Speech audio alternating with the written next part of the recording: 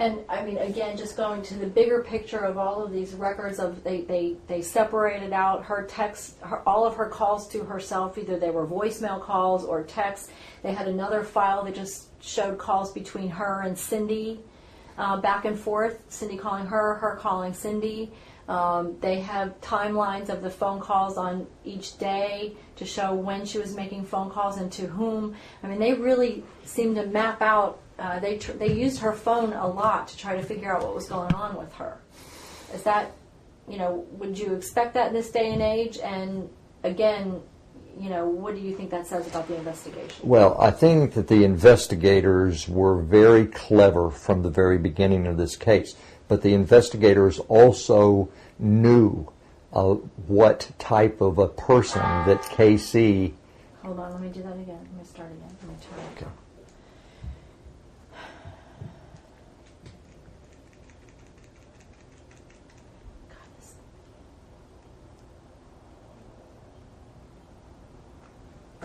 What do you think that says about the investigation that they did all these different things? The investigators in this case knew that they were dealing with Casey Anthony specifically and the type of person that she was.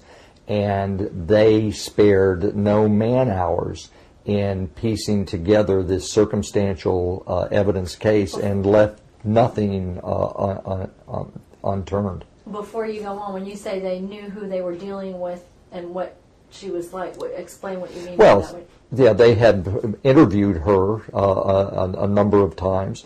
They had gotten her story that she had given the baby to Zanny the nanny.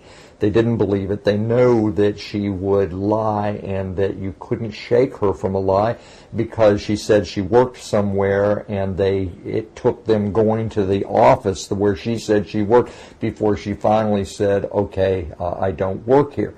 So they know that they have a clever suspect that they're investigating, and they went from every avenue to pin her down to show where she went, who she talked to, what she did, and then analyze that and fit it into the circumstantial evidence case that they have built.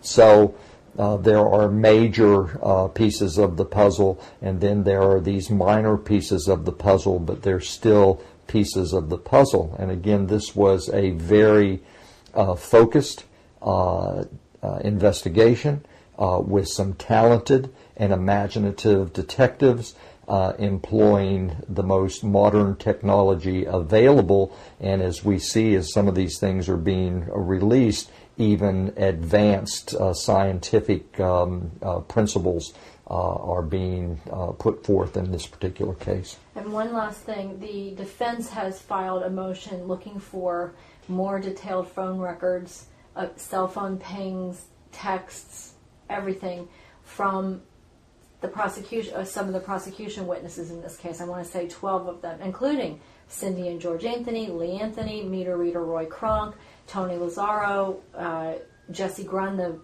ex-fiance, Ricky Morales, another ex-boyfriend, even some guy who went to the scene in August who said he had a hunch and ended up at the school trespassing on school property and they kicked him off.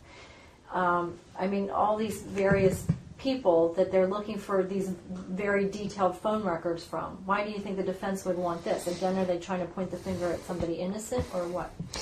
It is, again, the shotgun approach, which is not inappropriate in the discovery phase of the criminal prosecution, in order to try to hit on something and either to shift the focus away from their client to perhaps someone else, an innocent person, or to use it to try to dismantle the circumstantial evidence case that has been built.